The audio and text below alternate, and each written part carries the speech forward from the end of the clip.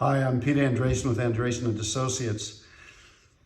It's the end of another exciting day here in Salinas, California. We're with Andresen and Associates. We're family investment advisors, and I'm just sending out a quick message to my clients. First of all, thank you deeply for working with us through this difficult year. 2022 has truly been chaotic. I just got off the phone with Goldman Sachs, a representative of Goldman Sachs. They don't know any more than the rest of us because they have to point the boat somewhere. They have to make assumptions. They made some assumptions about 2023, and I wanted to share those because they're at odds with what other investment houses are saying. In fact, the basic consensus, if you talk to the big investment houses, is that there is no consensus. Basically, Goldman Sachs sees no recession in 2023, or they see an economic slowdown, but a soft landing. They do see a decline to inflation later.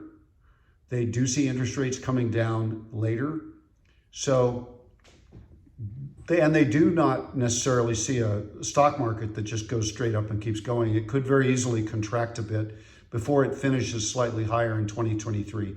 That's their best estimate. I want to emphasize again that they're trying to figure out, just like the rest of us. This is at odds with some of the other investment houses that are saying that we will have a recession. Some are saying that the stock market could really decline further from here. People are talking about the double dip.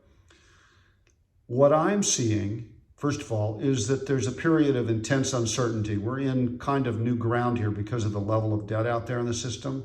The stock market is not grotesquely overvalued. On the other hand, it's also not cheap. And what I'm seeing is that there's a real possibility, a strong possibility, that there will be a decline in 2023, but it won't be catastrophic. It won't be gigantic. At least that's what I'm seeing, and that's where we're pointing the boat. We're still in a relatively defensive position, but we're looking forward to moving towards a more aggressive position should the opportunity present itself. I'm also reading the Wall Street Journal because I do that, and they're talking about FTX and the crypto exchange meltdown. And that brings to light some interesting points. Essentially, it's going to appear as either horrific incompetence, which is doubtful, or a scam, which is more likely. And the important part here, there's scams every day. There's scams all over the place every day.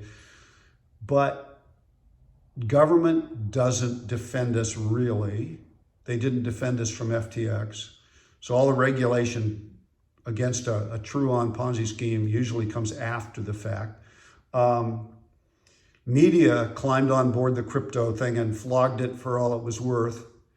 So media didn't defend us. The amount of disinformation out there on all 8 sides of investment issues is pretty big. So media, mainstream media doesn't defend us. And Wall Street didn't defend us. So I would say that Wall Street is a great source of information, a great source of some ideas, but really they're not very good at saying, this will happen and being right, simply because people can't read the future. We suck at that. Also because Wall Street trades against us. Basically, the big investment houses hold investments of their own, and we are on the other side of that table.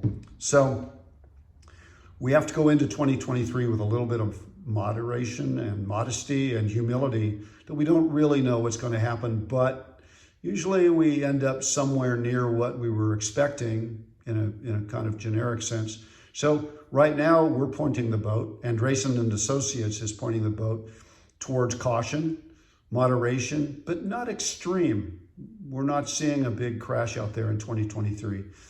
As we go into the holiday season and we finish up the year, I want to emphasize that we are being cautious. It's been a tough year, and we look forward to moving forward when bargains truly do emerge. So Give me a call if there's any thoughts you have about this. Let me know what you think about our general long-term strategy. Meanwhile, the holidays are here and we want to focus on that. Family time, count our blessings. Thank you again for being our clients. Thank you again for entrusting us to be part of your voyage into and with wealth. Thank you deeply, and blessings.